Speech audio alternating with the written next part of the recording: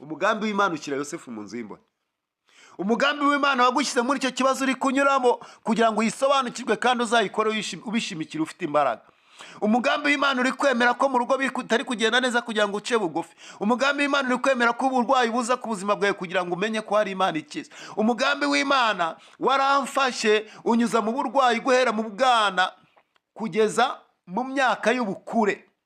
Umugambi w'Imana utuma ngenda njya mu bapfumu. Umugambi w'Imana, umugambi w'Imana uranjyana unjyana mu barokore ndicara. Umugambi w'Imana uninzamo. Umugambi w'Imana najya guhaguruka nkumva ikintu kirambwiye ngo icara ubanze usenge kuko wagiye no mu bapfumu nkaswe mu nzu y'Imana. Reka mabwize ukuri, iyo nza kuba ntaragiye mu bapfumu ntabwo nari kuba ndi mu barokore, kubera ko icyo kintu cyarazaga buri munsi bavuga ngo ese ko wagiye no mu bapfumu nkaswe abantu basenga. Umugambi w'Imana ujya wemera ko umuntu agenda akanyura ahantu hakomeye, akanyura mu nzira z'inzitane, akanyura mu bibazo bikomeye kugira ngo Imana ikugeze ku cyo yakugambiriyeho. Umugambi w'Imana ngo Imana imwibutsa ko hari umuntu wamusobanuriye inzozi, kandi inzozi zabaye ko azisobanuye. Ngo arangije abwira umwami, aramubwira ati mwami, ati hari umuntu ushaka gusobanura ibi bintu.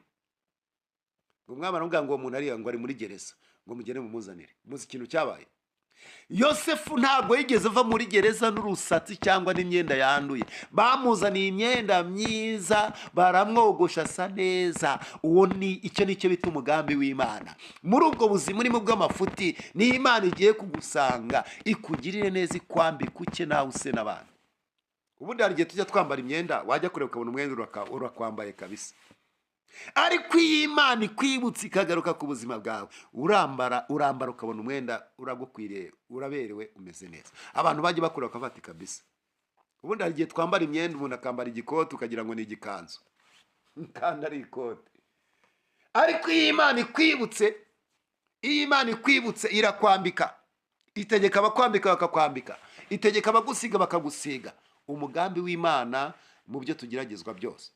Ariko iyo uri mu muhamagaro w'Imana, Imana iguhamagara ngo umwana wanjye bizagenda gutya, ibintu byose biranga, ukajya ugira ngo ahubwo nawe ubwawe wigenda ugira ngo mu mutwe waraforomaswe. Rero nandi kuvuga ngo abarokore, ibintu by'abarokore birakora, ariko ntabwo kenshi bimenyekana mu gihe bitarasobanuka ngo umuntu asobanuke.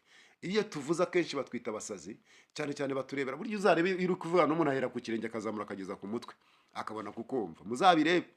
Rero abantu benshi baduhera ku kirenge bakatugeza ku mutwe, bakabona twarataye umutwe.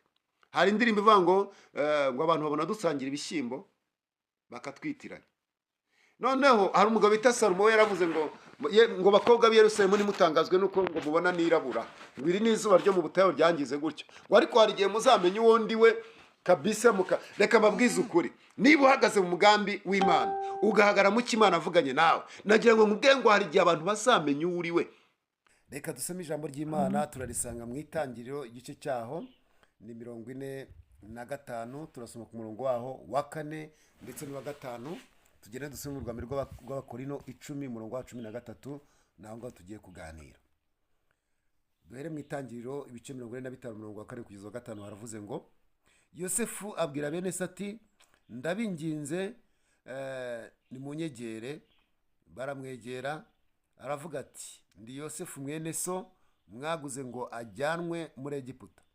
None ntimubabare, nimwirakarire yuko mwanguze ngo nzanwe ino, kuko Imana ariyo yatumye mbabanziriza ngo nkize ubugingo bw'abantu. Reka tugende dusome mu rwambere rw'Abikorino ibice 10, turasoma umurongo waho wa 13, twumve uko havuga. Urwambere rw'Abikorino ibice 10 umurongo wa 13 ho haravuze ngo 13 haravuze ngo nta kigejezo kibasha kubageraho kitari urusange mu bantu, kandi Imana niyo kwizerwa, kuko itazabakundira kugeragezwa ibiruta ibyo mushobora, ahubwo hamwe n'ikibagerageza izabacira kanzu, kugira ngo mubone uko mubasha kukihanganira, mwakire neza ijambo ry'Imana. Tugiye kwigana ijambo rivuga ngo umugambi w'Imana mu byo tugeragezwa byose. Umugambi w'Imana mu byo tugeragezwa byose. birashoboka wahuye n'ibintu byinshi bikucarenjinga, bikugerageza, bishaka kugwa, bishaka gusubira inyuma, bishaka guseba, bishaka gukorwa n'isoni, ariko nkuzaniye ijambo rikubwira ngo umugambi w'Imana mu bintu byose uri kugeragezwamo. Rimwe na rimwe hari igihe duhura n'ibintu byinshi, ukivuma, ukituka, ugasigara ubwira Imana ngo Mana ngo se ubundi ngo uranyumva, ngo ugiye nagusengeye, ngo ese ngo urabona ibi bintu ari biki. Mbega muri make njya mbabwira uburyo hari igihe ngize kuzamuka umusozi nkazamuka ndi gusenga ariko nsa nkaho ndi gutongana. Hari igihe umuntu ajya kubitwa agahura n'ikibazo ugasenga uri gutongana. Ariko iki gitondo iri jambo Imana yohereze mwuka wayo ku buzima bwawe, maze ubashe gusobanukirwa umugambi w'Imana mu byo ugeragezwa byose. Najya nkubwira ngo biriya bintu byose uhura nabyo bikubabaje, bikugoye, ukabona utabivamo, ukabona bitarangira, biriya bintu byose najya nkubwira ngo harimo umugambi w'Imana. Wajya gutabizi, wari utabizi, wajya gutamenya ibyo ari byo, ariko umenye ko harimo umugambi w'Imana. Abantu bakwanza harimo umugambi w'Imana, ababyeyi baguciye harimo umugambi w'Imana, wakoze mu kazi bakakwirukana umugambi w'Imana uri muri uko kukwirukana. Harimo ibintu byinshi cyane bikubaho, ariko ibyo bintu birimo umugambi w'Imana. Rero dusomye amagambo aboneka mu Itangiriro ibice 45 umurongo wa 4 kugeza ku murongo wa 5. Aya magambo ni amagambo uwo bita Yosefu yabwiye abavandimwe be. Yosefu yari muntu ki? Yosefu ni umwana wa Yakobo. Ni umwana wa Yakobo. Yakobo yabyaye ku mugore yakundaga bitaga Rasheli. Uyu Rasheli ni wa Rasheli wabaye ingumba ntabyare. Uyu Rasheli ni wa wundi Yakobo yatendeye imyaka 7 aho kugira ngo bamushyingire bakamushyingira mukuru we bita Leya. Rero yabyaye kugira ngo ubundi byabaye ngombwa ko agenda ashyingira Yakobo, abaja bakagenda bamubyarira gutyo gutyo. Kera byari byemewe, byarakundaga. Noneho nyuma rero Imana iza kumwibuka, aza kubyara, abyara umuhungu bita Yosefu. Yewe abyaye umuhungu wa kabiri, abyaye umwana wa kabiri abyara uwo bita Benyamini. Nabo bana Bibiliya ivuga Rasheli yabyaye. Rero uyu mwana bita Yosefu yabaye umwana w'inzozi. Ni umwana waryamaga karota, ni umwana wagendaga karota. No kuvanga ibintu byose uyu mwana yari yarahimbwe Karosi, ku buryo abavandimwe be bamubonaga bamwitaga ngo dore Karosi araje. Nusoma neza ijambo ry'Imana uzabona ibyo bintu ndi kukubwira. Rero yagiye arota inzozi nyinshi, inzozi zigatera ubwoba abavandimwe be ndetse na se ubwe akagira ubwoba. Kubera iki? Zari inzozi zerekanaga ko azabatwara bakamupfukamira, akabayobora bakamupfukamira. Rero Isaka avuga ngo birashoboka gute njye na nyoko tuzagupfukamira, njye n'abavandimwe ba twese tuzagupfukamira. Yahoraga arota inzozi, kandi inzozi zikagenda zigarukirana zimeze kimwe. Yazirotora rero abavandimwe bakarushaho kugira ishyari no kumwanga, no kumva ko agiye kubayobora. Reka mabwiza ukuri, ntabwo abantu benshi bishimiye ibyo uri kunyuramo byiza cyangwa n'ibyo uzabamo. Ari igihe Imana itubwira ibyo tugambiriyeho, abandi bantu dusengana bakabigira ishyari, bakabizamukira imisozi, bakabizirika. Abantu ugasanga bari ku misozi barimo batembagaza amabuye, ndamutembagaje kuri iriya ntebe, ndamutembagaje Justin, ntabwo akwiriye kujya imbere yacu ngo atubwire, ngo agire ibyo avuga, biriya avuga ninjye wakabaye mbivuga, ndamutembagaje. Nuko abantu bari kugenda basenga kubera ko bamenye iby'Imana itugambiriyeho. Nagira ngo mbwire ngo muri iki gitondo Satani ntabwo ari we warwanya, ahubwo arwanya icyo Imana yakuvuzeho, kuko icyo Imana yakuvuzeho kirakomeye cyane. Noneho uyu rero Yosefu ngo yaryama akarota. Umunsi umwe ngo araryama, ngo arota abona avuye gutashya njye n'abavandimwe be. Mwibuke ko yari afite abavandimwe bose hamwe bari 12. Ngo bava gutashya, ngo barangije ngo hari ukuntu kera imiba y'inkwi sinzi nimba muyizi, ubu ngubu ibintu bisigaye ari iterambere, ni amakara na gaze. Ariko mbere twe twaratashyaga rwose. Noneho tugatashya ugasanga hari umwana w'umuhanga uzi gutashya kabisa, ku buryo iyo warangaraga wagira ngo we niwagiye gutashya, ugasanga umeze nk'uwakurikiye abandi. Umwana w'umuhanga akagenda agatashya udukwi twe akaducuma, nuko babivuga. Ubwo navuga ku bantu bavukiye muri ibi binyejana, muri iki kinyecumi cya 2020 na kangahe. abo ngabo bo rwose ntibazi no gutashya icyo ari cyo. nuko uwo mwana w'umuhanga agatashya umubo w'agacuma akawuhambira, yarangiza yawukubita hasi awushinze umubu ugahagarara. rero arota ngo abona bavuye gutashya n'abavandimwe be, ngo barangije batura imiba hasi, ngo imiba yabo yose iragwa, hasigara umuba we uhagaze. arangije abwira papa we, abwira abavandimwe be, bose barimyoza baravuga ati kantu kagiye kazatuyobora. cyane cyane ko abenshi bamurushaga ubukuru, yari muto muri bo, bakamureba bakafata uyu muntu koko yatuyobora, bamugirira ishyari. arongera ararota, si icyo gusa yarose, arongera ararota ngo abona inyenyeri zose ndetse n'ukwezi n'izuba byikubita imbere ye. abibwiye se aravuga ati reka reka ibyo ntabwo bishoboka. ubundi hari ibintu Imana yagambiriye gukora ku buzima bwacu, ariko abantu babyumva bakumva bidashoboka, ndetse abandi bakabirwanya bakabata ibi bintu urumva byabati umushonje arota arya koko. hari igihe tujya dusenga abantu bakadufataho umwanya, bakadufataho ijambo, barangiza bakavuga ngo burya abarokore barasaze. ariko ibintu by'abarokore birakora, wabyemera utabyemera birakora pe. ngo abarokore barasaze, ngo ariko buri bundi ngo bari gutekereza iki? noneho ibintu biba mu barokore rero wamugari ntibiba ahandi. ugasanga umuntu w'umugabo, w'umugore se, w'umukobwa se, w'umusore, ugasanga uwo muntu Imana yamubwiye ngo wowe uzatungwa n'ijambo ryawe, ukumva ukareba azarirya bizagenda gute. uwo muntu agasenga azatungwa n'ijambo. noneho uwo muntu burareka amabwiza ukuri, abantu Imana ibwira ngo bazatungwa n'ijambo ntago uretse n'abandi nabo ubwabo ntibabyumva. ndetse n'ikimenyimenyi barabanza bakagerageza bakirwanira, bakajya mu kazi, bakagira gute bikanga.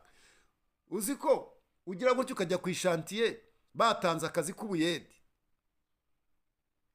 bakajya bahereza abandi akazi, we bakagenda bakurenga, bareba icyo Imana yakuvuzeho bakagutinya, bakavata uyu muntu.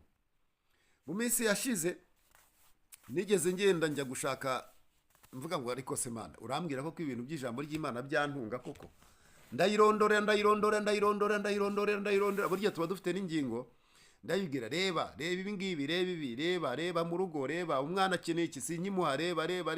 ndayibwira, ndangije na Mana ihangane ngiye gushaka ikintu cyo gukora.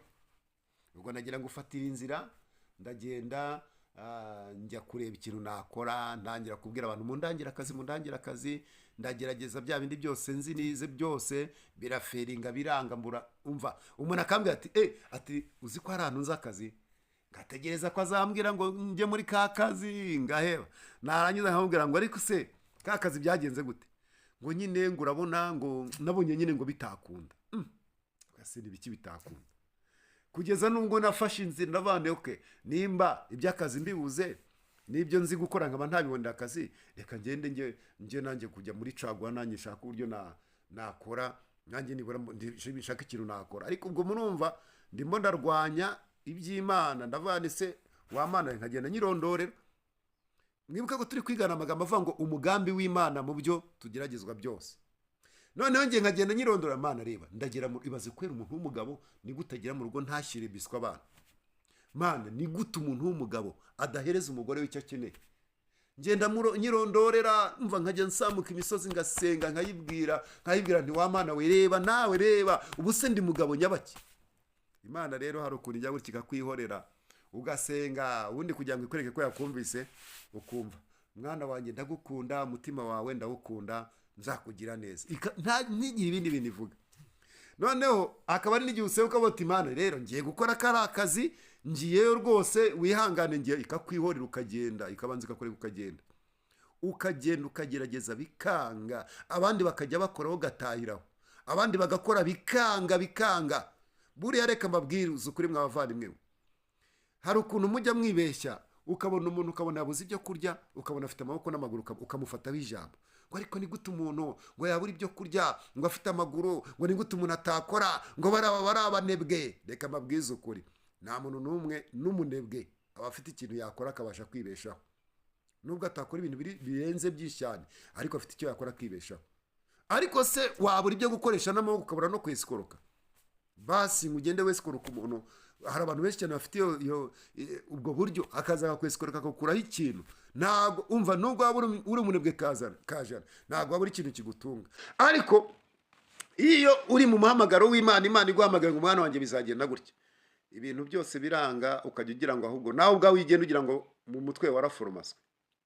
Rero nandi kuvuga ngo abarokore, ibintu by'abarokore birakora, ariko ntabwo akenshi bimenyekana mu gihe bitarasobanuka ngo umuntu asobanuke.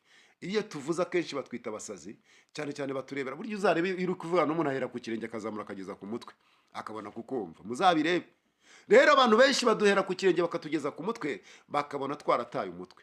Hari indirimbo ivuga ngo abantu babona dusangira ibishyimbo bakatwitiranya. Noneho hari umugabo bita Salomo yaravuze ngo bakobwa b'i Yerusalemu nimutangazwe nuko ngo mubona nirabura, ngwiri n'izuba ryo mu butayu ryangize gutyo. Ariko hari igihe muzamenye uwo ndi we kabisa. Reka mbabwize ukuri, niba uhagaze mu mugambi w'Imana ugahagara mu cy'Imana avuganye nawe, nagira ngo nkubwire ngo hari igihe abantu bazamenya uwo uri we. Naho umugambi w'Imana wabonekeraga muri ziriya nzozi yarotaga, Yosefu yagombaga kugira ahantu ajya kugira ngo abe umuntu ukomeye. Iyo aguma hari iwabo nta kintu byari kumumara. Nagira ngo nkubwire ngo kuguma muri iryo duka ryawe ukora, nubwo wagize ibyago rigahomba, ni umugambi w'Imana. Iyo uhaguma niwe ari kumenya iriva n'irirenga. Nawe ubyibuke neza, hari umuntu wajya agusaba ukamurebera ku rutugu ukavuga uti po, mwagiye mukora ko muri abanebwe.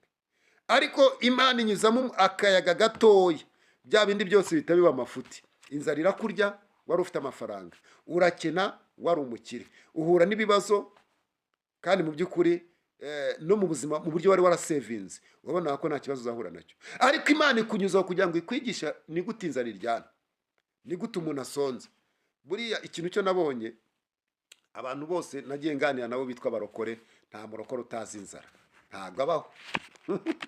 Nushaka uzamubona afite amayetaje, inzara abayizi.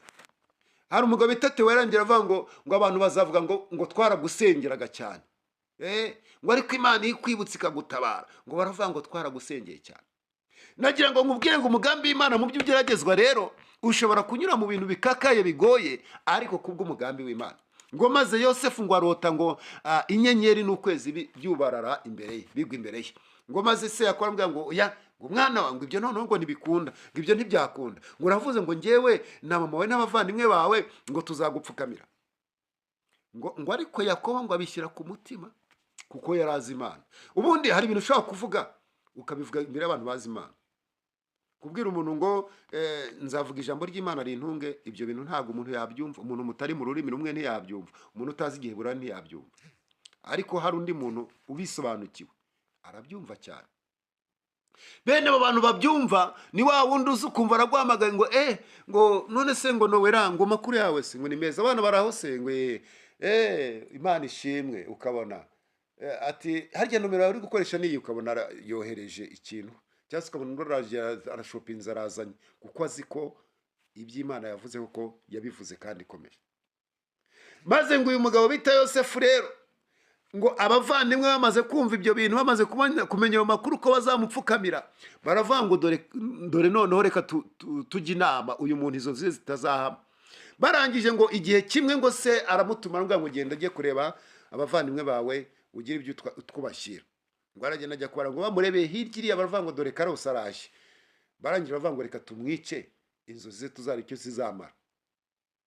Ngo none buretse mwumve rero gukora kw'Imana. Urumva muri ba bana be bose, ubwo tuvuge ngo wenda bari nk'icumi cyangwa nk'umunani bari baragiye bajya inama, ariko havamo umwe bita Rubeni ni imfura ya Yakobo. Aravuga ngo hoya, kwica mwene data ntacyo byatumarira, reka tumujugunye mu cyobo, tuzavuge ko intare zamuriye. Ngo mu gihe bakibitekerezaho, ngo barangije ngo Abishimayeli baraje, baravuga ngo ariko ubundi mbere aho kujya turamujugunya cyangwa tumwice, mwahise tukamugurisha. Ngo baramugurisha n'Abishimayeli. Naho umugambi w'Imana wabonekeraga muri ziriya nzozi yarotaga, Yosefu yagombaga kugira ahantu ajya kugira ngo abe umuntu ukomeye. Iyo aguma hari iwabo nta kintu byari kumumara. Nagira ngo nkubwire ngo kuguma muri iryo duka ryawe ukora, nubwo wagize ibyago rigahomba, ni umugambi w'Imana. Iyo uhaguma niwe ari kumenya iriva n'irirenga. Nawe ubyibuke neza, hari umuntu wajya agusaba ukamurebera ku rutugu ukavuga uti po, mwagiye mukora ko muri abanebwe. Ariko Imana inyuzamo akayaga gatoya, bya bindi byose bihita biba amafuti. Inzara irakurya, wari ufite amafaranga, urakena, wari umukire, uhura n'ibibazo, kandi mu by'ukuri no mu buzima mu buryo wari warasevinze urabona ko nta kibazo uzahura nacyo. Ariko Imana ikunyuzaho kugira ngo ikwigisha ni gute inzara iryana, ni gute umuntu asonze. Buriya ikintu cyo nabonye, abantu bose nagiye nganira nabo bitwa abarokore, nta murokore utazi inzara, ntabwo abaho. Nushaka uzamubona afite amayetaje, inzara aba yize. Ikintu cya mbere Imana ikwigisha ni ukumva inzara uko iryana, my friend, ni ukumva inzara uko iryana. Kubera ko umuntu wumvise inzara uko iryana abasha kureba abandi akabagirira impuhwe, ariko umuntu utarumvise inzara uko iryana, uwo muntu ntashobora kugira impuhwe na nkeya. Nuko Yosefu bamugurisha n'Abishimayeli, Abishimayeli nabo bamugurisha no bita Potifari, uwo yari igisonga cya Farawo. Nuko Yosefu nuko yagiye muri Egiputa. Amagambo rero twasomye yavuze ngo ntimwirakarire, abwira abavandimwe be, ahubwo Imana yabikoze kugira ngo nzababanzirize ino kandi nzakize ubuzima bw'abantu benshi. Nagira ngo nkubwire ngo ibibazo uri kugenda ucamo ni ukugira ngo uzakize ubuzima bw'abantu benshi.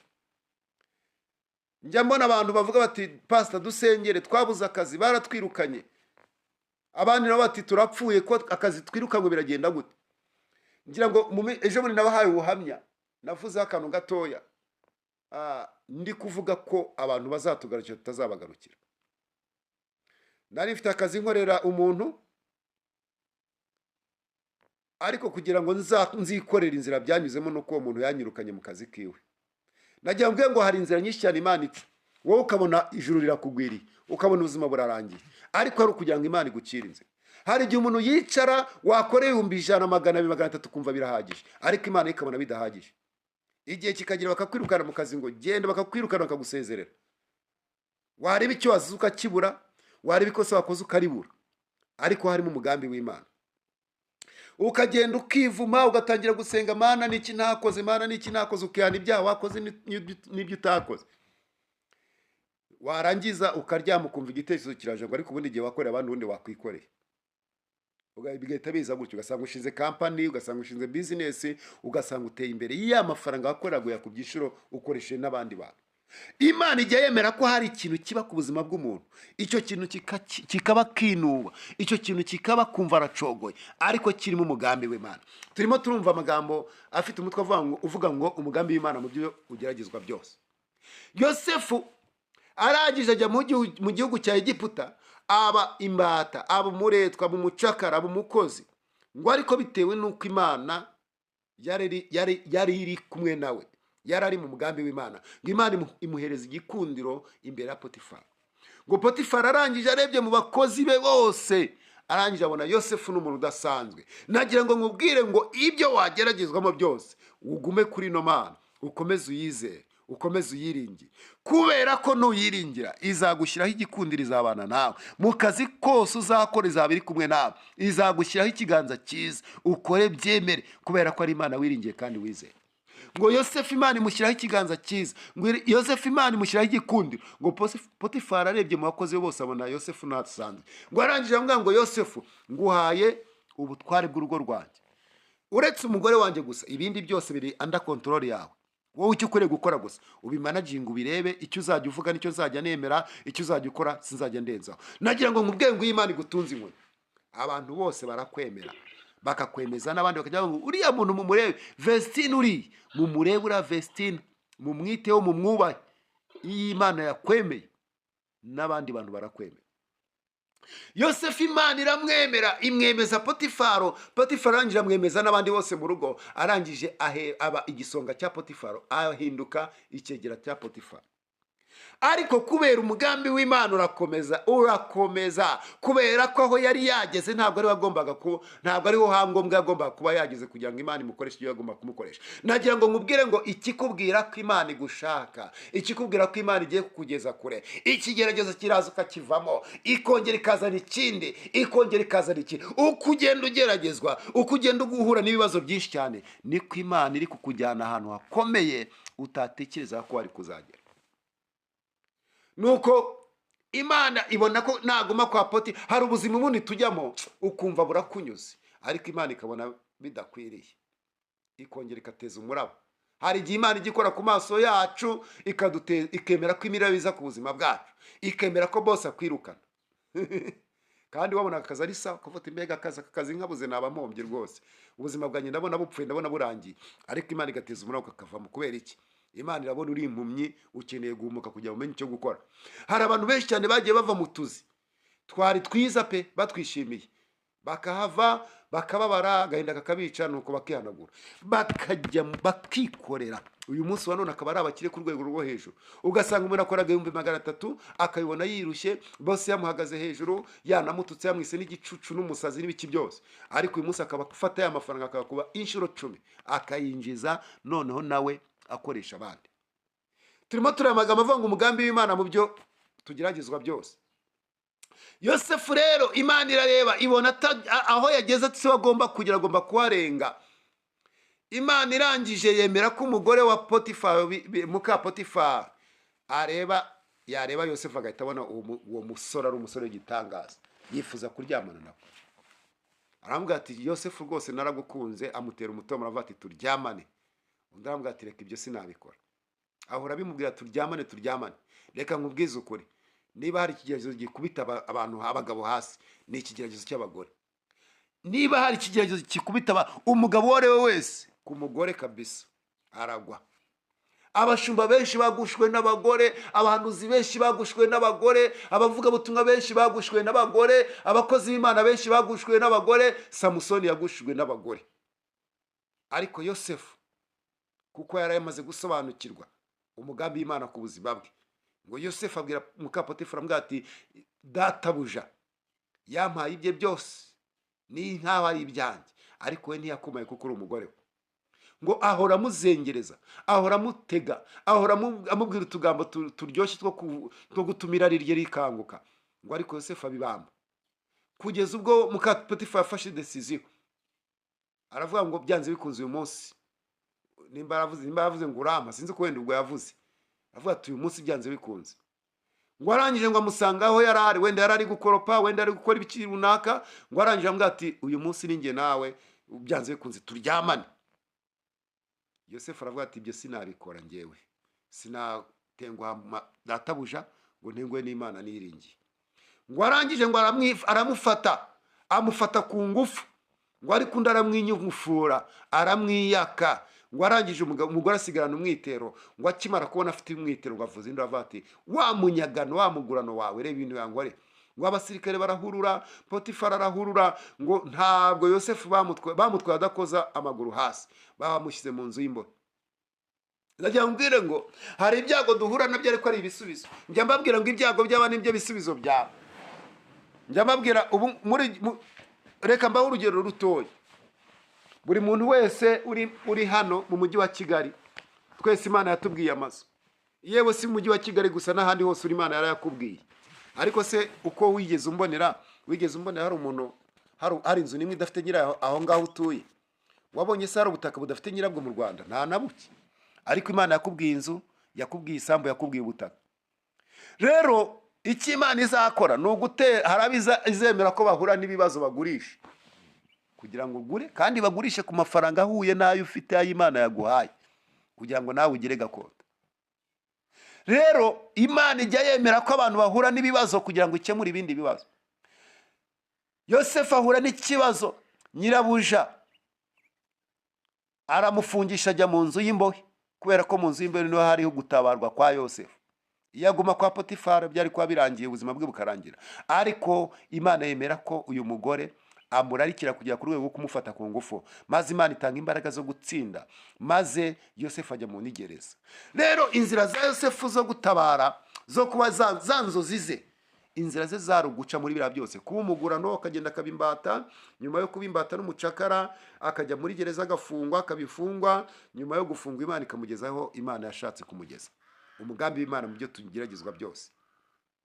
Umugambi w'Imana uragenda ufata Yosefu umushyira mu nzu y'imbohe. Umva ariko umugambi w'Imana, umugambi w'Imana ushyira Yosefu mu nzu y'imbohe. Umugambi w'Imana wagushyize muri icyo kibazo uri kunyuramo kugira ngo uyisobanukirwe kandi uzayikore ubishimikira, ufite imbaraga.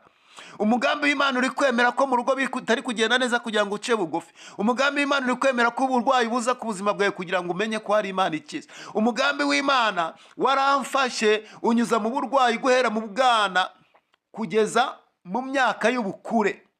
umugambi w'Imana utuma ngenda njya mu bapfumu. Umugambi w'Imana, umugambi w'Imana uranjyana unjyana mu barokore ndicara. Umugambi w'Imana uninzamo. umugambi w'Imana najya guhaguruka nkumva ikintu kirambwiye ngo icara ubanze usenge kuko wagiye no mu bapfumu nkaswe mu nzu y'Imana. Reka mabwize ukuri, iyo nza kuba ntaragiye mu bapfumu ntabwo nari kuba ndi mu barokore, kubera ko icyo kintu cyarazaga buri munsi bavuga ngo ese ko wagiye no mu bapfumu nkaswe abantu basenga. Umugambi w'Imana ujya wemera ko umuntu agenda akanyura ahantu hakomeye, akanyura mu nzira z'inzitane, akanyura mu bibazo bikomeye kugira ngo Imana ikugeze ku cyo yakugambiriyeho. Umugambi w'Imana, umugambi w'Imana uyu munsi wa none utumye uri kuri no pano. Reba nawe ibintu wanyuzemo. Hari abantu bagiye banyura mu bintu bikomeye, ariko ibyo bintu bikaba bikwicaje, ukavuga uti nabonye Imana ikora, nabonye Imana inkiza indwara, ukavuga ngo nabonye Imana ikora ibitangaza. Uwo ni umugambi w'Imana ku buzima bwawe. Turi kwigacira muri ngo umugambi w'Imana mu byo tugeragezwa byose. Umugambi w'Imana wicaza Yosefu mu nzu y'imbohe, maze Imana yikorera operation. Imana ndayikunda. Ngo maze ngo umunsi umwe ngo umwami aza kugirana ikibazo n'umuvuzi w'umutsima n'umuteretsi wa vino, ngo arangije abata mu nzu y'imbohe. Ngo maze Imana iragenda irabarotesha. Umva Imana ukuntu nyikunda pe. Iragenda irabarotesha, bose bararota. Bamaze kurota bashaka umuntu wasobanura inzozi, barazibura nabo ntibazisobanukiwe. Ngo maze Yosefu arabasobanurira, ababwira uburyo bizagenda, umwe ko azapfa undi agasubira mu kazi. Ariko arababwira ati nyamara nimuramuka bibaye ntimuzanyibagirwe. Ngo ariko ngo baragenda bageze ibwami. Uwahageze uwo Yosefu yari yabwiye ko azapfa, bamuca igihanga arapfa, undi aguma mu kazi. Ngo ariko ngo aragenda aribagirwa ko yigeze ahura n'umuntu wamusobanuriye inzozi, kandi izo nzozi zikaba uko yazisobanuye. Ngo aramwibagirwa pe. Reka nkubwire ngo hari abantu bakwibagiwe rwose, barakwibagirwa, mwararuhanye, mwarasenganye, mwaririwe ubusa, mwarazamukanye imisozi, Imana irabutabara, barakwibagirwa. Ariko nagira ngo nkubwize ukuri, muri iki gitondo hari Imana igiye gukora agatembe. Hari abantu Imana igiye kukwibutsa bari barakwibagiwe, kugira ngo Imana isohoze umugambi wayo ku buzima bwawe. Maze ngo Imana irebye ibona bano bantu bibagiwe Yosefu. Imana irangije gusangira umugabo bita Farawo, irangije nawe iramurotesha. Reka nkubwize ukuri, Imana igenda irotesha abantu muti hakeye se abantu ntibarota. Hakeye hano hari umuntu nuko Isabelle, sinzi ntago ndi kumubona, araza akenshi akunda kuza hashize akanya. Twari turiho gusenga hano, turi kumva ijambo ry'Imana, arangije ararota kandi ari mu materaniro. Imana ihita imwereka. Rero abo bantu nibarote kugira ngo twinjire mu masezerano yacu, barote twinjire mu mazu yacu, barote twinjire muri business yacu. Nibarote none ahangaha, nibarote mu izina rya Yesu. Ntabwo kurota bisaba ninjoro umuntu aryamye, no kumanywa umuntu ararota. Barote mu izina rya Yesu. Maze ngo umugambi w'Imana utuma Farawo arota. Ngo arangije arota inka z'iminanu, ngo arota inka z'imishishe. Inka z'iminanu zimuri z'imishishe. Izo nzozi ziraba, ngo zirongera ziripitinga. Arongera arota amahundo ashishe y'amasaka. Ngo arangije abona ya mahundo y'amasaka ashishe. Ngo abona n'amahundo y'amasaka ananutse y'iminano. Ngo arangije abona ya mahundo y'amasaka y'iminano amira amahundo y'amasaka y'imishishe. Maze ngo izo nzozi ziramunanira kuzisobanukirwa. Abakonikona, abacunya, baragura, abapfuye urupfu n'agashinyaguro, bose baraza bajya gusobanura izo nzozi, ariko ngo biranga. Ngo noneho ngo wa mugabo wa wundi warokotse utarapfuye muri babandi b'imivuzi y'imitsima n'umuteretsi wa vino, ngo agatima gahita kakubita. Ngo Imana imwibutsa ko hari umuntu wamusobanuriye inzozi, kandi inzozi zabaye ko yazisobanuye. Ngo arangije abwira umwami, aramubwira ati mwami, ati hari umuntu ushaka gusobanura ibi bintu. Ngo umwami aramubwira ngo uwo muntu ari muri gereza, ngo mugende mumuzanire. Muzi ikintu cyabaye? Yosefu ntabwo yigeze ava muri gereza n'urusatsi cyangwa n'imyenda yanduye. Bamuzaniye imyenda myiza, baramwogosha asa neza. Icyo nicyo bita umugambi w'Imana. Muri ubwo buzima urimo bw'amafuti, ni Imana igiye kugusanga ikugirire neza, ikwambika uke nawe use n'abantu. Ubundi hari igihe tujya twambara imyenda, wajya kureba ukabona umwenda urakwambaye kabisa. ariko iyi Imana ikwibutse ikagaruka ku buzima bwawe, urambara ukabona umwenda uragukwiriye, uraberewe, umeze neza. Abantu bajya bakura bakavati kabisa. Ubundi hari igihe twambara imyenda umuntu akambara igikoti ukagira ngo ni igikanzu kandi ari ikote. Ariko iyi Imana ikwibutse irakwambika, itegeka abakwambika bakakwambika, itegeka abagusiga bakagusiga. Umugambi w'Imana mu byo tugeragezwa byose. Nuko Yosefu akurwa muri gereza yitaweho, asa neza. Aragenda asobanura umwami, amubwira iby'inzozi zose. Aramubwira ati hari imyaka 7 igiye kuza y'uburumbuke, ariko nyuma y'imyaka 7 y'uburumbuke hazaza indi myaka 7 y'inzara, yaba amasaka wabonye yaba inka wabonye. Nicyo byari bisobanura. Ati rero mwami nyir'igihugu Farawo, shaka umuntu ufite ubwenge muri iki gihugu cyawe, nurangiza umushinge muri ya myaka 7 azahunike kugira ngo mutazicwa n'inzara. Ngo umwami arareba, ariko reka mabwira igikundiro cy'Imana. Igikundiro cy'Imana ubundi umuntu arareba, akareba abantu bose akabona ni wowe bikwiriye, akareba mu biza, akabona umuntu utariza arabikwiriye. Nuko bijya biba. Ngo arareba anyuzamwo amaso, ariko ubundi uyu muntu bita Yosefu, ubundi buriya yari yarizera. Buriya yari yarize, umuntu wagemuriraga abandi, umuntu wagurishijwe. Urumva arigeze abona igihe cyo kwiga? Nta gihe yabonye. Ibaza umuntu utarize akaba minisitiri w'igihugu. Uwo ni umugambi w'Imana mu byo tugenda tunyuramo byose. Nuko ngo Farawo arareba, aravuga ati rero nta wundi muntu mbona nge wabikora. Ubuse umuntu utansobanurira inzozi narose ni gute yabasha gukora ibyo bintu? Aravuga ati nta wundi muntu nabonye uretse wowe uri mu Imana zera zimenya ibihishwe n'ibizaba buri kintu cyose. Yosefu nuko nguko Imana yamutabaye. Ariko urebye urugendo rwa Yosefu kuva mu rugo kugera hariya, yanyuze mu bintu bikakaye bigoye. Buri munsi nkunda kubabwira navuga ngo ibyo munyuramo nibyo mwebwe, ubundi ibintu unyuramo nibyo wowe wanyawe. Ibyo uri kunyuramo, inzara ngo yakwishe. Umunsi umwe nigeze njyana umwana ku ishuri, twari tumaze nka 2 tutarya. Njyana umwana ku ishuri, yiga materineri, ndamujyana, ubwo nta kintu yariye. Mpageze navuye ku ishuri ntera nk'intambwe, mbega ngeze neza nko munsi y'urugo, bahita bampamagara ngo umwana ngo yarembye. Ngiye sanga bamuhaye ibitaro, ndozi ko ari ibitaro nyine babona abantu bo muri materineri baba bafite utumatera babaryamishaho mu gihe basinziriye. Ngiye mpageze sanga umwana yagagaye, ameze nabi, ariko ubwo barambwira ati yarembye, atameze nabi. Ngewe rero ubwo nahise menya ikibazo. Nese umwana yamara 1 2 3 atarya, urumva nyine yaba ameze gute? Ubwo ndamufata, ubwo se umwana ndamufashe ndamujyanye, mfite iki? Abe n'ijana mu mufuka, ariko nge narinzi ikibazo afite. Nagira ngo mbwire ngo ibintu ducamo rero nibyo twebwe. Utazajya wumva turi kuvuga Imana ukavuga ariko se abantu baravuga Imana, oya ntibigutangaze kuba wandeba ukabona ntari ikintu nayivugaho, ariko narabonye ikora imirimo. Ntibigutangaze impamvu mvuze rino rujambo.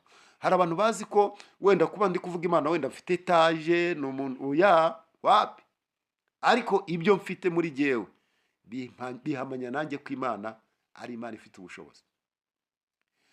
Icyo gihe uwo mwana ndagenda ndamuzana, ngize umugisha, mbona uburyo mugura akarindaza ararya, umwana ahita urwemba bamuzima, ibintu bigenda neza. Rero ndi kubabwira umugambi w'Imana byo turi kunyura muri iyo nzara, muri ubwo bukene, umwana ashonje, umugore ashonje, wabuze icyo umuha, wabuze akazi, uri kugenda nta n'ijana ufite mu mufuka. Aho ngaho hose harimo umugambi w'Imana. Mwumve ikintu kirimo rero, mvuga akantu kamwe mu bintu birimo.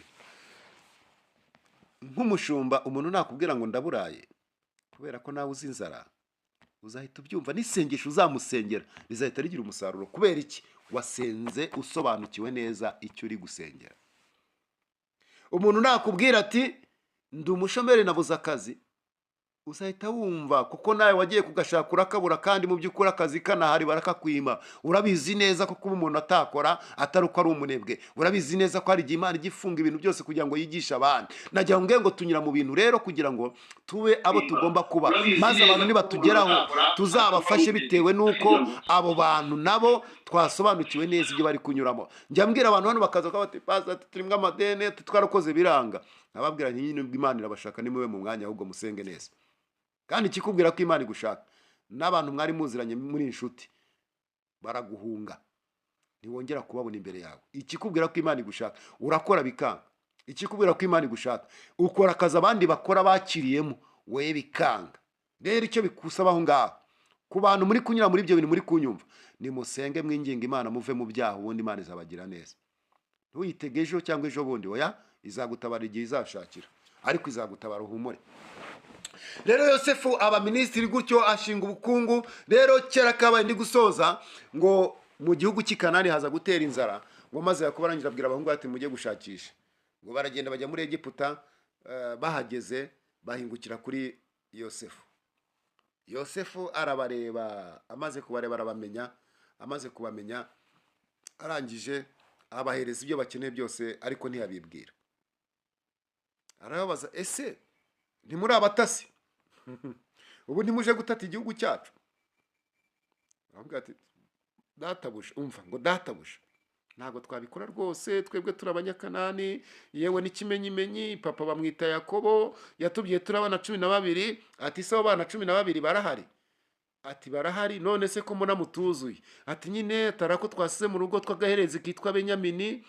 Ati okay, abarabyumvise. Aravuga ati se abandi se bari? Ati se undari?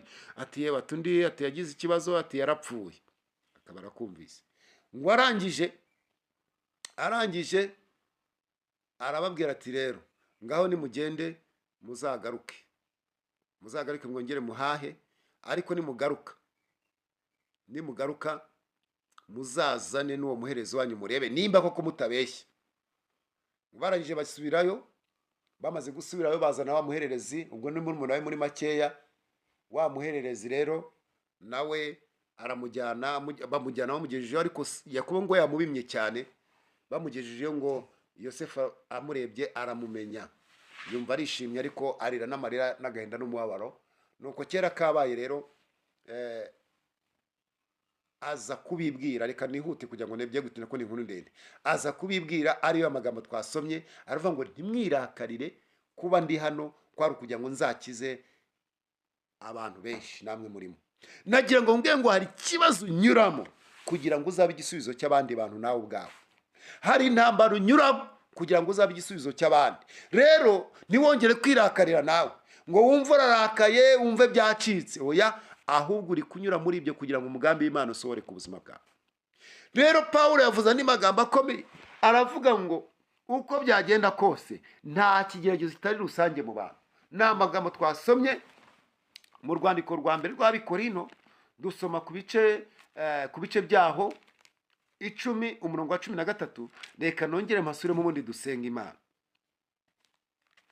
Havuze ngo nta kigeragezo kibasha kubageraho kitari rusange mu bantu, kandi Imana niyo kwizerwa, kuko itazabakundira kugeragezwa ibiruta ibyo mushobora, ahubwo hamwe n'ibibagerageza izabacira akanzu kugira ngo mubone uko mubasha kukihanganira. Nagira ngo mubwire ngo nta kigeragezo kitari rusange. Ibyo uri kunyuramo Imana yabizi neza ko uzabibasha kandi uzabinyuramo. Ahubwo icyo nakugiraho inama muri iki gitondo, bamaso, kuko hari abandi bantu babinyuzemo nyine baratsindwa, ariko we bamaso kugira ngo Imana ikugire neza. Nagira ngo mubwire ngo umugambi Imana mu gihe uri kunyuramo rero, uko Imana yanyujije muri Yosefu bira bintu byose kugira ngo imugire neza, nawe ibyo uri kunyuramo no kugira ngo Imana ikugire neza. Ntiwongere kwivovota, ntiwongere kwinuba, ntiwongere gucogora, ntiwongere gucika intege, kubera ko mu byo uri kunyuramo byose Imana igiye kukugira neza. Imana igiye kugucira akanzu, Imana igiye kukurwanira. Ibigeragezo byose uri kunyuramo Imana irahari kugira ngo igutabare, Imana irahari kugira ngo ikurwanire. Wowe icyo ukwiriye gukora bamaso gusa, bamaso usenge, bamaso winginge, bamaso kugira ngo Imana ikugire neza. Imana ishimwe cyane. Tugiye gusenga ubwo ubwira Imana ngo Mana, mu mugambi byo ndi kunyuramo byo, mu mugambi wawe mu byo ndi kunyuramo byose, ndakwinjiza undwanire uncira kanzo, ndakwinjiza undwanire uneshereze. Nagira ngo nkubwire ngo ushobora kunyura mu bibazo, ariko ibyo bibazo uri kunyuramo harimo ibisubizo byawe. Hari igihe utari kuzashaka, ariko ibyo bibazo uri kunyuramo bikaba bikuhinjira mu mugambi wo gushaka. Hari igihe utari kuzabyara, ibyo bibazo uri kunyuramo bikaba bikukwinjira mu mugambi wo kubyara. Hari igihe utari kuzasobanukirwa n'umugambi w'Imana ku buzima bwawe, ariko ibyo bintu uri kunyuramo bikaba bigiye gutuma usobanukirwa. Hari indwara yaje ku buzima bwawe, ntiwigeze usobanukirwa n'Imana, ntiwigeze umenya gukora kw'Imana, ariko iyo ndwara igiye gutuma umenya neza imirimo n'ibitangaza by'Imana. Ngira ngo Yesu yagiye avuga ibintu byinshi cyane. Hari abantu baje barwaye, arangije ababwira ngo iyo ndwara si yo kukwica, si yo kubica. Nagira ngo nkubwire ngo hari indwara abantu barwara atari yo kubica. Iyo ndwara akaba ari ukugira ngo herekanirwe ku buzima bwabo imirimo y'Imana. Rero ndakwinginze, ibintu byose uri kunyuramo bibone mu mugambi w'Imana. Ese uri maso? Ese urimo urareba uburyo Imana ari umutunzi w'imbabazi? Ese urimo urareba kugira ngo Imana igira neza, uburyo Imana igira neza abantu? Ese urimo urareba ibyabaye kuri Yosefu ko byamugize minisitiri ukomeye mu gihugu? Abantu benshi bakajya bapfukama imbere ku muntu utarize, bakamupfukamira. Ku muntu udafite wari imbata, bakamupfukamira. Nagira ngo mbwire ngo umugambi w'Imana ureke usore ku buzima bwawe, ahubwo wowe maso usenge kugira ngo Imana ikugire neza. Data, mu izina rya Yesu, abana bawe duciye bugufi imbere yawe. Tubonye ko umugambi w'Imana mu byo tugeragezwa byose hari umugambi ushaka kugira ngo tugire ibyo tugeraho, ibyo tutari kuzageraho, ibyo tutari kuzabona, tugiye kwiboneshwa n'ibyo turi kunyuramo. Tubonye ko nta kigeragezo kitari rusange, buri muntu wese agira ibyo agomba kunyuramo, kandi muri ibyo ngibyo ukamutabariramo. Ngaho rongwira ugaze kandi utegeke abagore, ubatabare abagabo, abasore, inkumi,